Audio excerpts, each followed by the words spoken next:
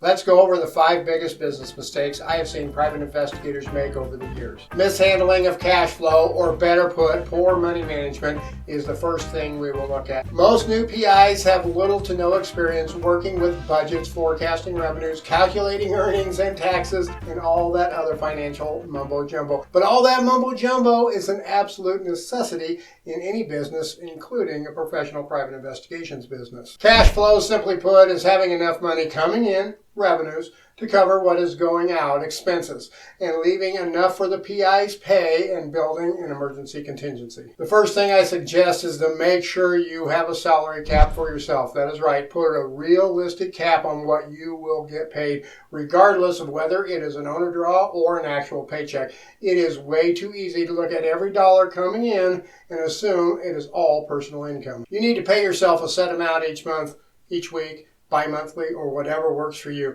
I still do this even today after all these years, and the biggest reason I do that is quite simple. Just because I had 2 huge cases this month, it doesn't mean I'm going to have 2 huge cases next month. Besides paying yourself a set salary, you also need to spend thriftily and wisely. I always suggest spending money JIT, just in time. Only spend it when you absolutely need it. It does not make sense to go to the office store to buy a box of paper and see it is on sale, so you buy 5 boxes of paper and now you have enough paper for the next 3 to 5 years. The store will always have sales. Don't fall for their gimmicks. Stick to your needs when you need them, and you should be fine. The same goes for database usage. Don't just sit there in your paid databases clicking away. Each click costs you and your company money. Nothing is worse than thinking you spent $100 and then getting their bill at the end of the month and find out that you spent $500. A penny saved is a penny earned, and someday those pennies earned may make a difference between you staying in business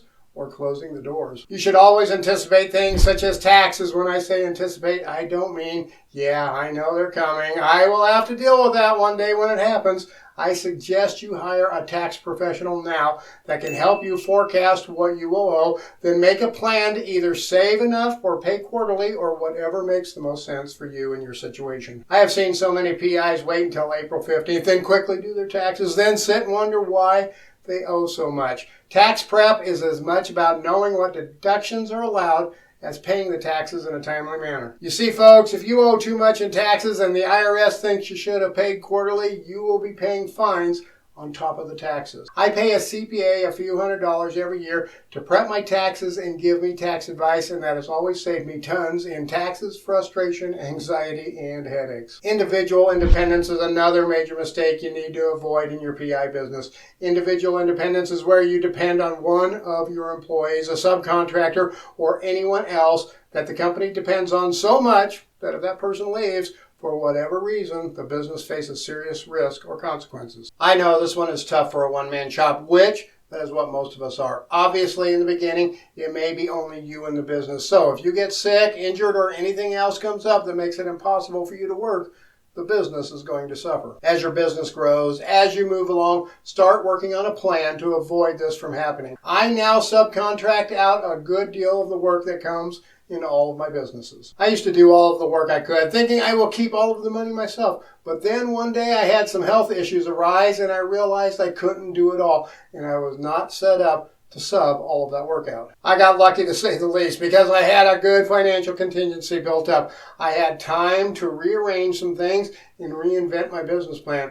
And now my business is even stronger than ever. If you're going to subcontract people or have employees, you want to make sure you also manage those assets well. You don't want to have just one surveillance investigator. Then, if something happens to him or her, you are left hanging. Another great mistake a lot of PI businesses make is not equalizing growth and quality in their business. So many times I have seen someone think, wow, I am growing in leaps and bounds. I'm doubling in business every 6 months, and I can hardly keep up. Then when the time comes when they truly can't manage it all, the client is the one to suffer. Make sure you grow with a plan. Know what you will do when new clients or new work comes on board. Don't promise to take it all on at once. Rather, prepare an onboarding plan to ensure you can handle the new caseloads for the long term. Business fatigue is the next mistake I see so often in the PI industry. Too much work makes for a tired PI, and trust me, no one wants a tired old PI working their case. Fatigue in the business world creeps up on all of us eventually.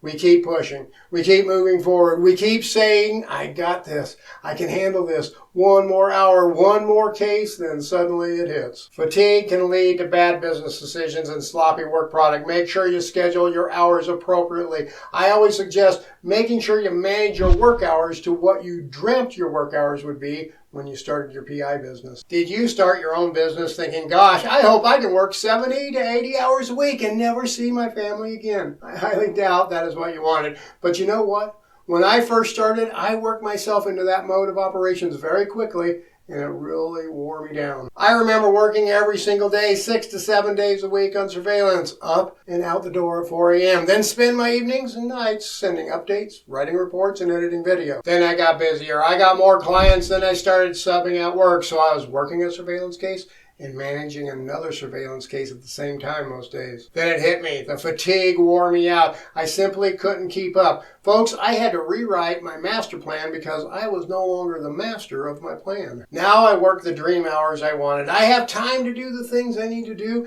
and if business picks up suddenly, I have some flex in my schedule to get it all done. One of the simplest solutions to many of these challenges we face in the PI business is knowing when to raise your rates. The best rule of thumb regarding raising your rates is this. When the work starts coming in so fast that you can't keep up, it's time to raise your rates. Client dependency is another big mistake many new private investigators make. In fact, this is probably the #1 killer of PI businesses. They get one big law firm, one big insurance company, one big client that sends them 90% of all their work. And you know what? Those clients are great until they are no longer clients. True story here, folks. When I got into criminal defense investigations, I had one client to start. I picked up some other work here and there, but that one client's business grew and grew and grew. I got so busy with that one criminal defense attorney, I couldn't handle all the work from my other clients, so I started subbing that out. All of that other work, the surveillance work I was subbing out, used to be the work that paid the bills,